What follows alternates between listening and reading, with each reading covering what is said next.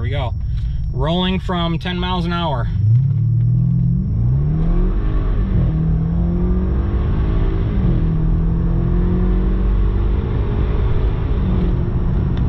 Man, it gets up into that boost towards the end of each shift. Holy cow, this thing is amazing.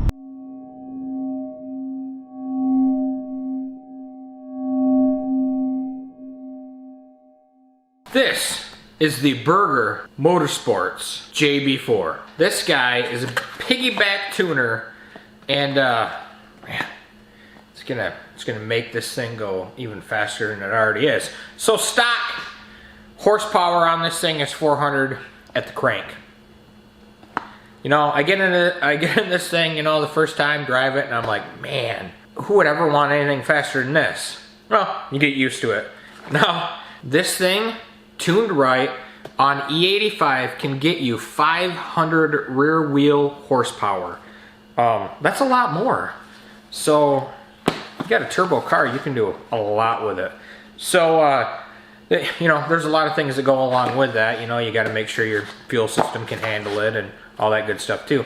But yeah, anyway, the first step, get this bad boy installed.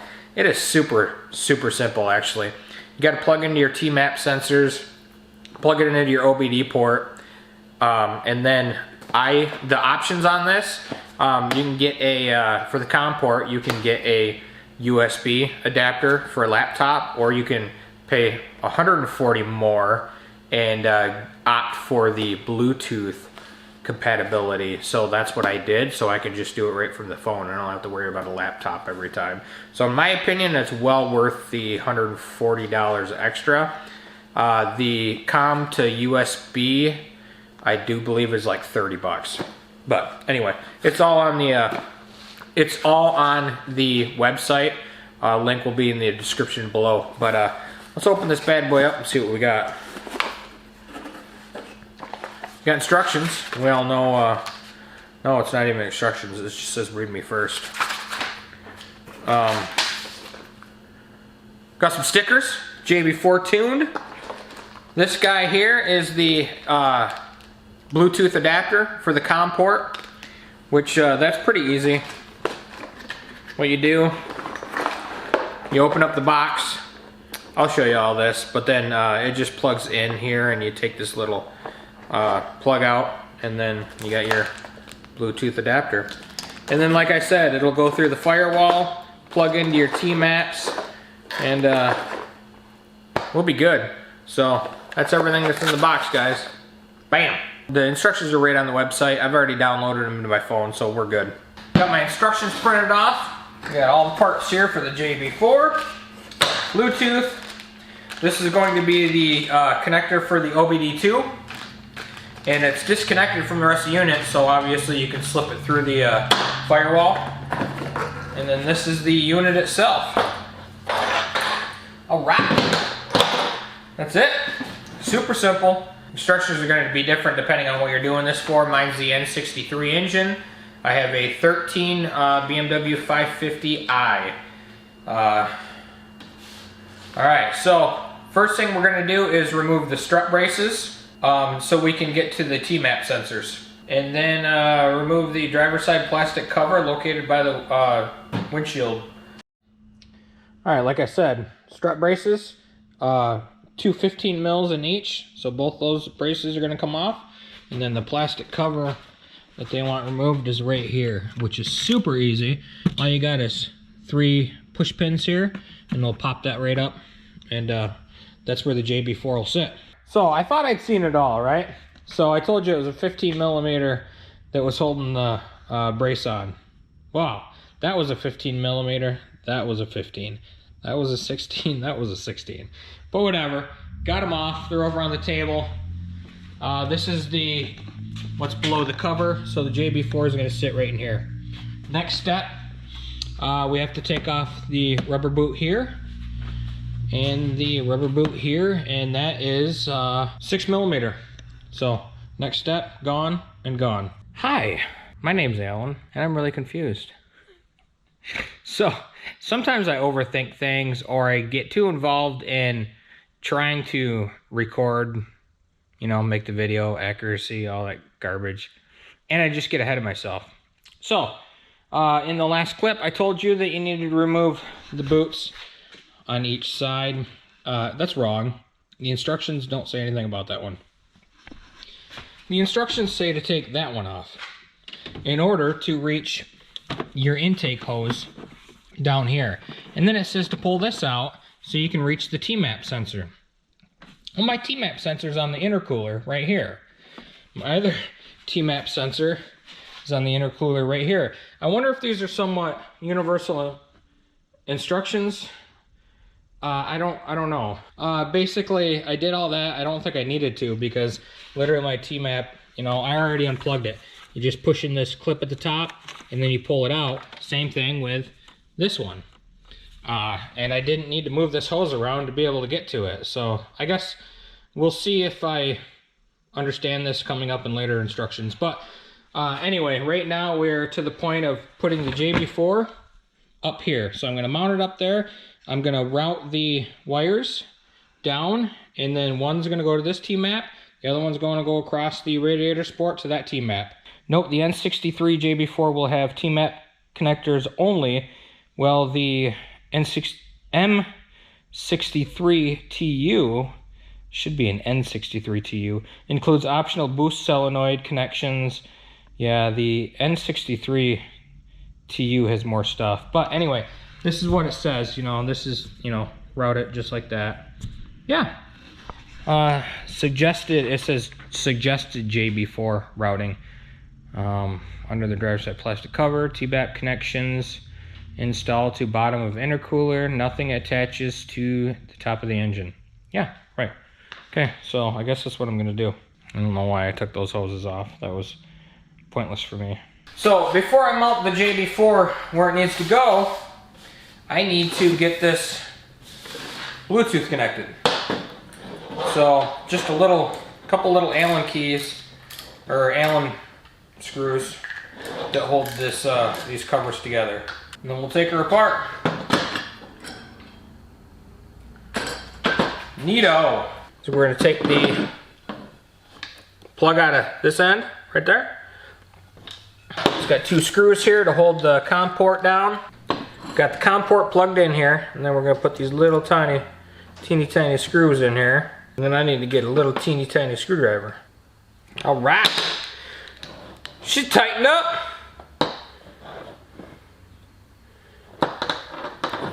Tightened up and ready to go. So I guess put her back in there. Just make sure everything is lined up, looks good, and hopefully it stays there, right?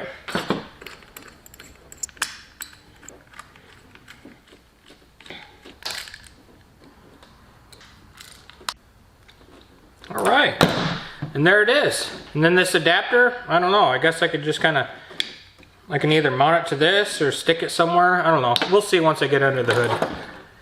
Let's get it in place. So it's kind of weird. The directions want me to plug all this stuff in and then mount the box and then poke a hole through the firewall. No, I'm not gonna put all this stuff in there. I'm gonna poke a hole through the firewall first. Let me see if I can get this for you guys. I might have to go upside down. But right there, that round part right there, that's just a felt cover. So I'm gonna peel that back, and that is gonna be where our OBDII goes. Yeah, I'll show you. I'm gonna tell you right now, I don't know how you're gonna do the firewall. I will say this, I did not do the firewall. I went whoop as nicely as I could. So I don't recommend that, but that's what I did. So we're gonna see if it works, because I don't know, you know, you can get through here, but on the other side, as far as your dash goes, good luck with that. You cannot get under there for nothing without probably tearing the whole thing apart. And I am not gonna do that. So on to the next step, mounting the JB4 here, running the wires to the T-maps. Finally. All right, it is all set here. I've got the T-maps plugged in. This wire I routed right here, and then it sits underneath the support here, just like that. And then this wire comes here, plugs into the T-map on this side. So you got two ends, you know, you plug in to the T-map sensor itself on the intercooler, and then the other end plugs into the stock T-map, the other male end. So basically what the JB4 does is it intercepts the signal and does what it needs to, manipulates it. And then I ran it up here, and then I undid this cowl and lifted it up, ran the wires underneath. And right now, I just have it sitting there. And then the Bluetooth, I haven't mounted that. It's just kind of sitting right there. And then, like I said, I put the OBDII through the fender, which you shouldn't do. But right now, I'm not dealing with it. So, all right. I got it all hooked up. So I'm going to put the hose back on here that I didn't need to do. And I'm going to put those two hoses on there that I didn't need to do. And then I'm going to put the strut bars back on. And I also took off the engine cover. So put all that stuff back on. At this point, everything is all back together. The engine cover's on. I'm ready to shut the hood on this bad boy and basically plug in the OBDII and then start her up and see what happens. All right, so we're outside to where I can get the door open a little bit more and mess around on the inside here. So here's my wire coming down. This is the OBDII plug-in, and your OBDII port is right there. A couple things to think about. I'm going to be getting a P3 gauge that tells me all the engine vitals, boost, everything like that. And that gauge mounts right here, and it also plugs into OBDII. So what I like to do is I got this low profile OBDII splitter that I will plug the JB4 into, and then I'll still have an open port where I don't have to unplug and mess with stuff. And then I'll just get that guy up there underneath the dash and zip tie it, and it'll be good. So that's what I'm gonna do right now. All right, so you can see I got her plugged in there, and the open one is right here.